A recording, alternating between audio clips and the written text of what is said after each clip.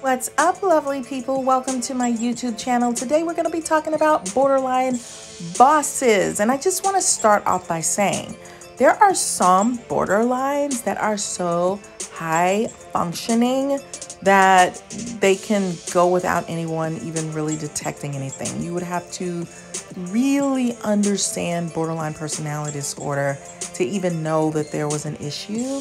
I think at this point in my life, I've studied it for so long and I've had so much experience with it that I have developed an eye for it. And so there are some people who are very high functioning, but then there's little something, some little subtle things happening, and I just pick up on it real quick.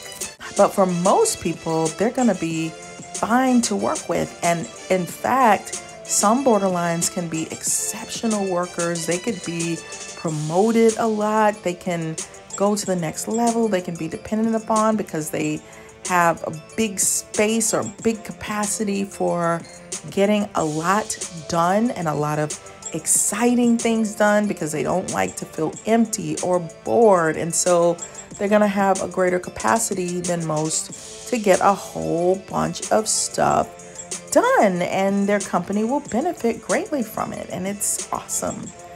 But there is a lane of borderlines that are going to be severely dysfunctional, they're probably going to get fired a lot. And then there are higher functioning ones who still have some great deficits in there that impact the people that they work with. And those particular people, I honestly have a problem with them being a boss. Why? Because being the boss is serving a duality that is not acceptable. I think it's unethical for anyone to be working in a capacity to also get their personal needs met. So then it creates a burden for the people who are working with them and around them that is unfair, and that's not going to make sense, and that can be psychologically damaging to people who also do not deserve it. They can use their bossness, their power, to misuse people to get them to meet their needs. They can also attach to people in a way that is not okay or unacceptable. They can get triggered by this person is leaving. A clue that you know that a boss could have a personality disorder, and this is going to sound really weird and it's going to sound unfair because it's about being on time. Everyone should be on time for work. That's point blank and period. Occasionally, everyone will probably be late at some point in their life because things happen, right?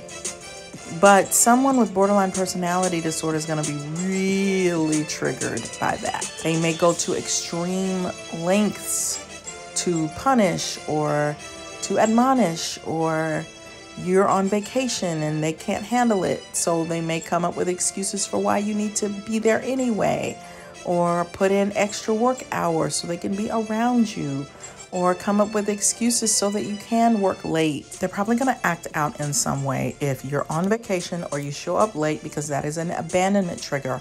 Are you going to come? Have you disappeared from the planet?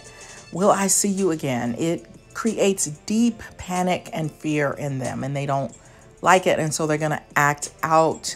They usually target someone, one person or a group of people.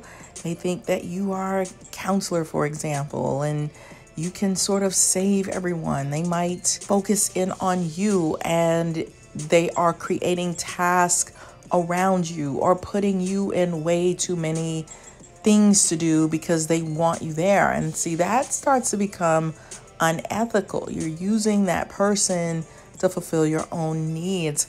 I've seen where borderlines are on the phone with they have 400 people in their Rolodex, where they're talking to people all day long, just connecting with all these different people, or they're coming up with outrageous tasks that most people feel like, why are you making my job so hard? Like, if we have 10 pair of socks, don't we want to find the people that need the 10 pair of socks?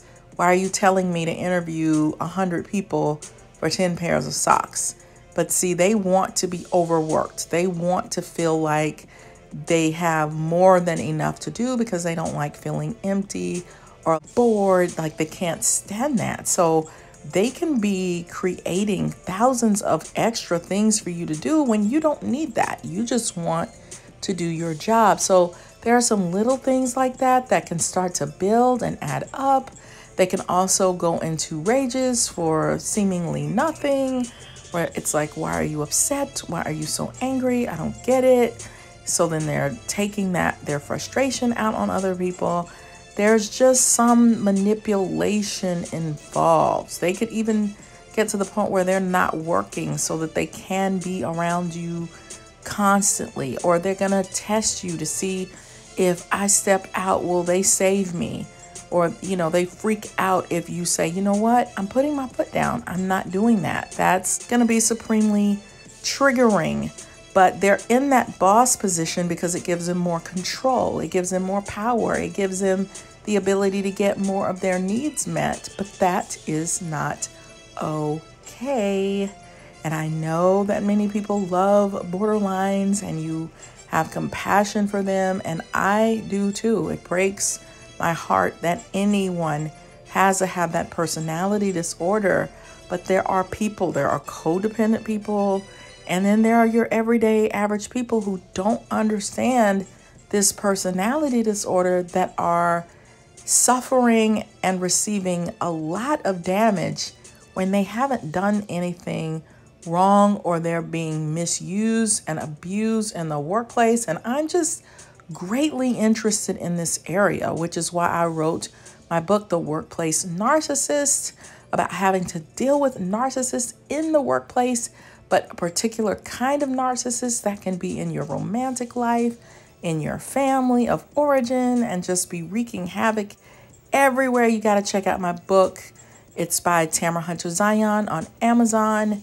And I think it will be a really great read for you, especially if you want to understand these people better and how to function with them, because personality disorders are not going away. We all need to be educated on it.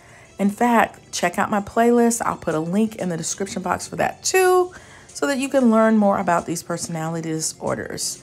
Well, thank you for hanging out with me for a little bit, guys, and I'll see you on the next video. Bye.